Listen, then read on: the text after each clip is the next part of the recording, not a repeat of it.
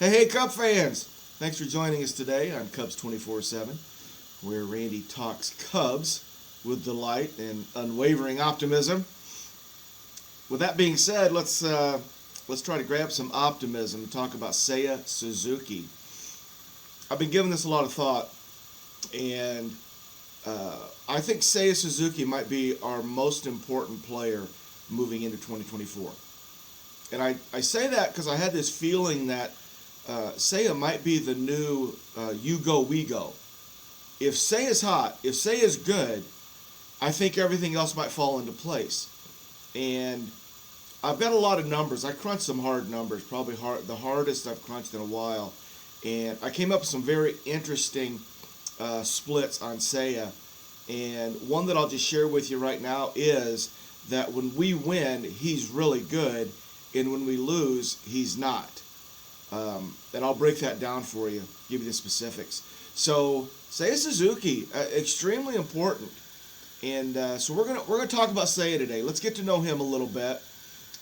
We know he's entering his third year of his 5-year contract, $21 million for 2024, and it's time for Seiya. He's 29 years old this coming season, and for me, it's now. It's time. If not now, then when? And I think Seiya is really primed for that. So let's kick back. Let's talk a little Cubs, and let's get to know Seiya Suzuki. Talk about his background, give us a little insight on how he started, how he came through, and what we can sort of expect for next year if there's an expectation. So Seiya Suzuki, born August 18th, 1994. Seiya was drafted out of high school where he was a pitcher. In his high school days, Seiya Suzuki was a pitcher. And when he was 18 years old in 2012, he got drafted by the Hiroshima Toyo Carp, second round, 2012. And the league is called the Nippon Professional Baseball League, or NPB. So I'll reference NPB, and that's basically their major leagues. But as soon as they drafted him, they switched. They switched him immediately, but they switched him to the infield. So Seiya was a pitcher throughout his high school career, and once they drafted him into professional baseball, they moved him to the infield. So on September 14th of 2013, 19-year-old Seiya Suzuki played in 11 games in the farm system of the Hiroshima Toyo Carp. In 2014, he spent most of that season still in the farm system, played 36 games, hit .344 with a .382 on base and a .500 slug. So pretty good numbers for young Seiya, still in the minor leagues of the NPB. In 2015, prior to the season, that's when they switched Seiya to the outfield. So 2 years of experimental work in the infield, and that's when he got moved to the outfield, prior to that 2015 season. He started the season in the starting lineup with the Hiroshima Toyo Carp. Played 97 games, had 5 home runs, hit .275 with a .329 on base and a .403 slug. So that was his first season in the professional league in Japan. 2016 had a little bit of setback. He missed the opening of the season with a hamstring injury, but he returned, made his first All-Star Series appearance, and he was good. He had helped his team hit .335, 29 home runs, and over 1,000 slug at 1.016 in 2016. So Seiya is an All-Star. In 2017, he received the most votes among the Central League outfielders, but he broke his ankle on August 23rd and it ended his season. Another little setback for Seiya in 2017. In 2018, he made his third consecutive All-Star Series, finished the season .320 with a .438 on base and a .618 slug, 30 home runs, and 94 RBIs. 2018. His team won the pennant, but they lost in this series, in that series, Seiya went 10 for 22, so that's he hit 455 with 3 home runs and 6 RBIs. So right now at 2018, we're starting to see the power. We're starting to see sort of what Seiya is. In 2019, he made his 4th consecutive All-Star selection, got the most votes of any player in the league. He won the Home Run Derby, played in 140 games, hit 335 with a 453 on base, and again over 1,000 slug at 1.018. He had 28 home runs, 87 RBIs, stole 35 bases, and won his 3rd Gold Glove. So Seiya has now become, pretty much the best player there. In 2020, it was a shortened season, so it is what it is. He hit 300, 409 on base with a 544. Had 25 home runs, 75 RBIs in just 118 games. Repeat as the Gold Glove winner, and it's his 5th consecutive Best 9 award. In Japan, they have a Best 9 award, sort of like our Gold Glove, but it's the best position. It's given to one player in each position. So he's won the 5th consecutive Best 9 award as the right fielder. In 2021, he played a good full season, 132 games, had 38 home runs, 88 RBIs, slashed 317, 433, and a 636. He was the Central League batting champion, won his 5th Gold Glove, and his 6th straight Best 9, 2021. Now, I don't know exactly how this works, but at this point, at the end of the season in 2021, Seiya had reached a point where the Hiroshima Carp went ahead and they did what they called posted him. So on November 22nd, they posted him, which basically means he's available for all major league teams. So he's a free and clear prospect. That was on November 22nd, 21. Then in March of 2022, March 18th is when he signed the contract with the Cubs. 5-year deal, $85 million, and he is coming to the major leagues. His NPB stats for his career. So before he came over here, he hit 315, had 937 hits. He had 182 home runs, 562 RBIs, 548 runs, and 82 stolen bases.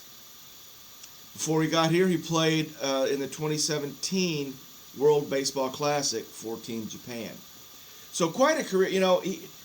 That's a career to me equivalent to a minor league career. That's really good. So when he gets here, he's not a kid. He's had success, and you pretty much know what he is. So let's go ahead and talk about what he do with the Cubs. Well, first spring training with the Cubs was in 2022. In that spring, he hit 235 with a 350 on base and a 555 slug. Hit 2 home runs, had a decent spring. So he debuted with the Cubs April 7th, and it was opening day, facing Corbin Burns. And what's interesting about that is Seiya was the first Cub to make his debut on opening day since Kosuke Fukudome. I love that I get to say that, and I love that I get to show you my Kosuke Fukudome shirt. I bet some of you have that. I still wear it around the house. It's getting old, but I don't care. It's comfortable. It's Kosuke Fukudome. Kosuke Fukudome was sort of he was really popular in his short stint with the Cubs. I mean, sort of Sammy, like the way Sammy used to run out to right field and, waved everybody. Kosuke had a little of that going. He had a fan base. And the reason I bring that up is Kosuke's not as good as Seiya. Seiya's better than Kosuke. And, just the eye test tells me that. But I looked up his numbers. Kosuke doesn't have near the numbers that you would think based on sort of how popular he became there. But it was a short spurt, 4.5 years with the Cubs. So, but anyway, Kosuke was the last player to make his major league debut on opening day with the Cubs. First at bat, Seiya coaxed a full count walk from Corbin Burns. Got his first hit that same day in the 5th inning off Burns. He was hot too. Seiya got off to a really good start. His first month with the Cubs, he was the Rookie of the Month for April, and he was the Player of the Week April 11th through 17th. So he hit 412 with 3 home runs with a 1.604 OPS the week of April 11th through 17th. Hit his first Major League home run on April 10th, 3-run shot off of Freddie Peralta, if you're keeping track of things like that. So he came on, ball of fire. Here he is. Everybody was excited. So in 2022, let's just run his numbers. And I'm going to compare his numbers 2022 and 2023. Then we're going to break it down from there because it's been a little bit of a roller coaster ride for Seiya, which makes it very difficult for us to predict. So in this roller coaster ride, I've tried to identify specifics that might give us a little bit of a hint. So before we get into some of the specifics, let's just go ahead and refresh our memories about sort of what he's done overall. In 2022, he played 111 games, had 446 plate appearances, 397 at-bats, 104 hits, 22 doubles, 14 home runs, 46 RBIs, stole 9 bases, had 42 walks, 110 strikeouts, slashed 262, 366 on base, 433 slug for a 770 OPS. I think we'll all sort of agree that's pretty good. We were pretty happy with that. Kosuke had, he's got some, acclimation has to happen. He's got to sort of get accustomed, new place. I mean, everything new. So I think we were all pretty happy with that. Now let's compare it to 2023. Now, Seiya's 2023 was a tale of 2 stories, or maybe 3 stories, really. It was amazing, and I'll break that down for you and show you specifically how things changed from, let's say, June to September. But overall in 2023, Seiya had a 2.8 WAR. Okay, played in 138 games, so he played in about 20 more games than he did the year before. Had about 140 more plate appearances, 583. A little over 100 official at bats at 515. Had 43 more hits, had 147 hits. Instead of 22 doubles, he went to 31 doubles. 14 homers in 22, he had 20 in 23. 46 RBIs in 2022, 74 RBIs in 23. He had 9 stolen bases in 22, but only had 6 in 23, so he's running less. He walked more in 2023, but he struck out more too, had more at-bats. Statistically, it's pretty much the same.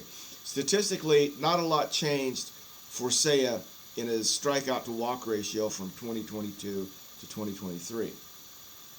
He did have 31 doubles. He went from 262 average to 285. His on-base went from 336 to 357. His slug went from 433 to 485. And his OPS went from 770 to 842. I think looking back on it, we'd take that. Now the question is, are we expecting it to move in the same direction? Well, I am. I'm expecting those numbers from 2022, 2023, and now to 2024. I expect those numbers to move in that direction. Here's why. I'm going to take his 2023 season, break it down into 2 halves. And you remember, and we'll break that down too because I'll talk about what happened in June. But Seiya in the middle of the season got sent, put down. He was lost. He completely and totally lost his confidence, his swing, his approach. He had no idea. So much so that David Ross set him down. And I'll show you what his numbers were when that happened. But before we get there, let's just break it down. First half of 2023, second half. In the first half, Seiya hit 259 with a 342 on base and a 405 slug.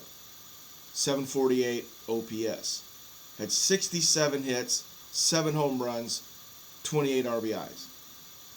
In the second half of the season, he hits over 300. He hits 313 with a 372 on base, a 566 slug, and a 398 OPS second half of the season.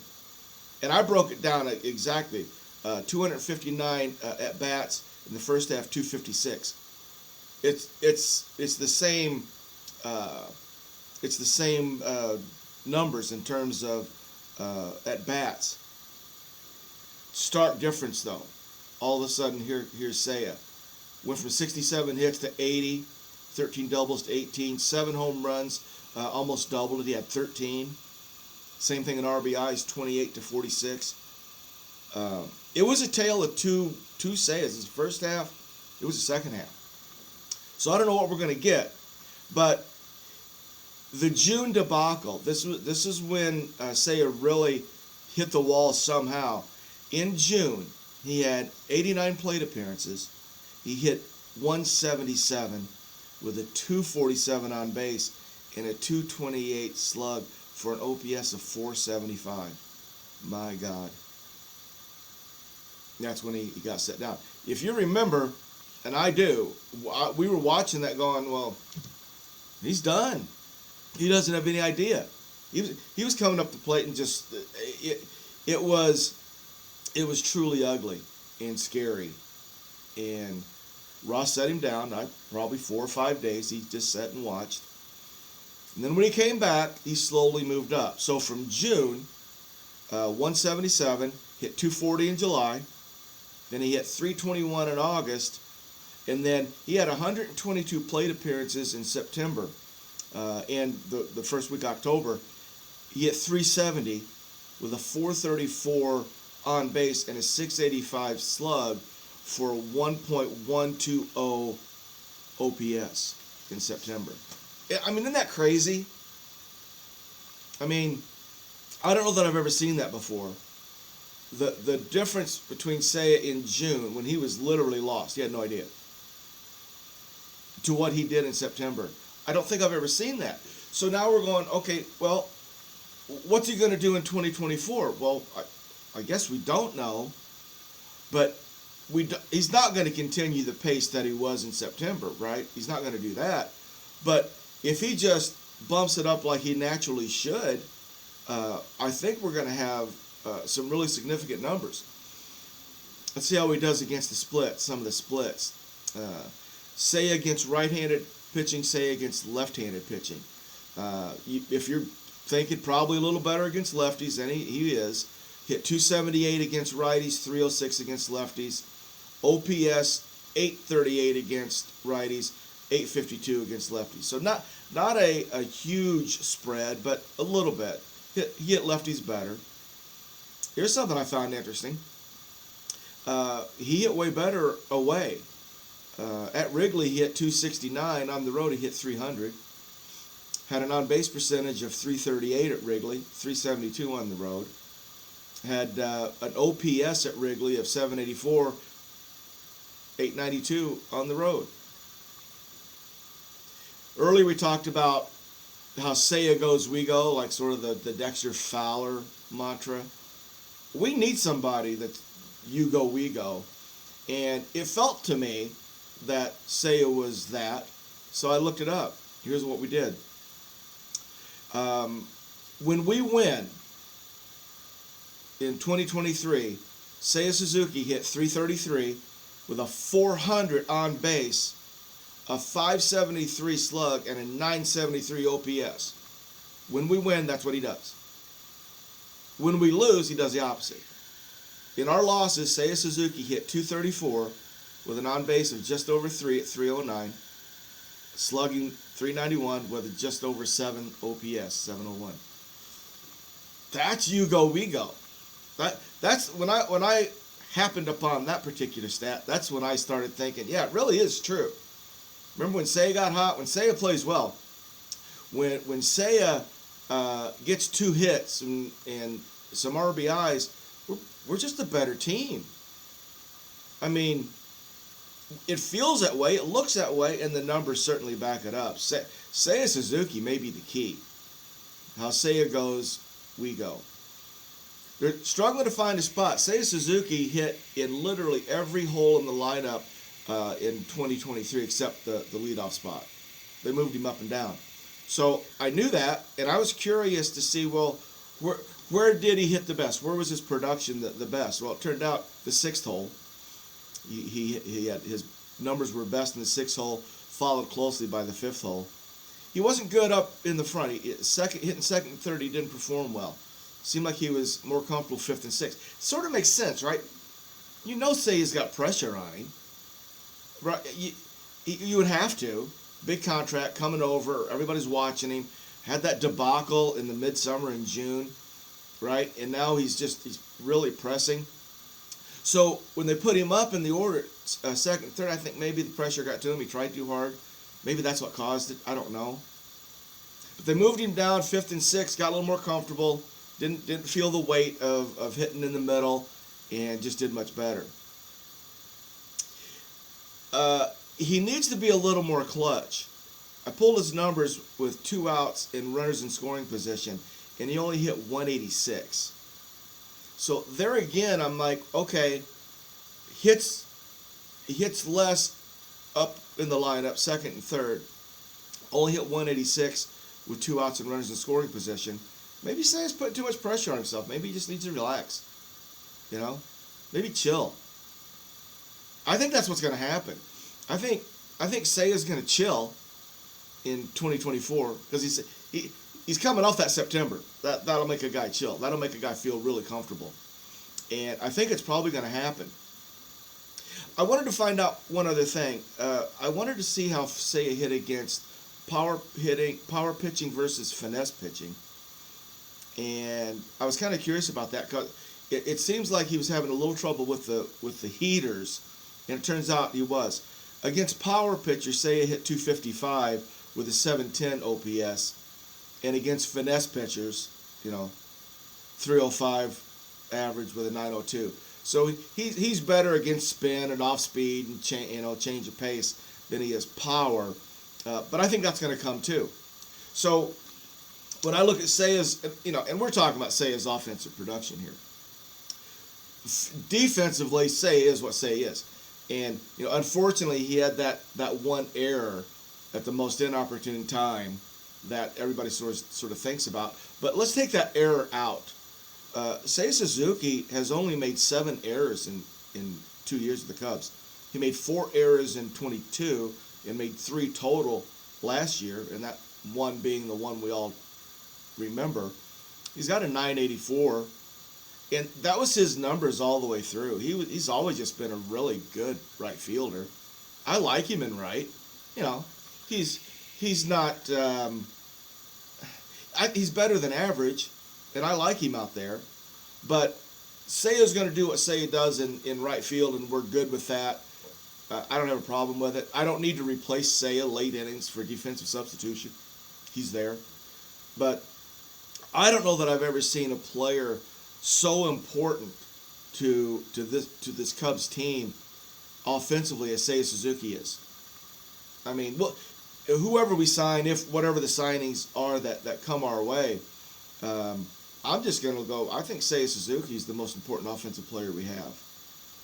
So, you go, we go, Seiya. No pressure, but it's going to be really interesting. I'm optimistic.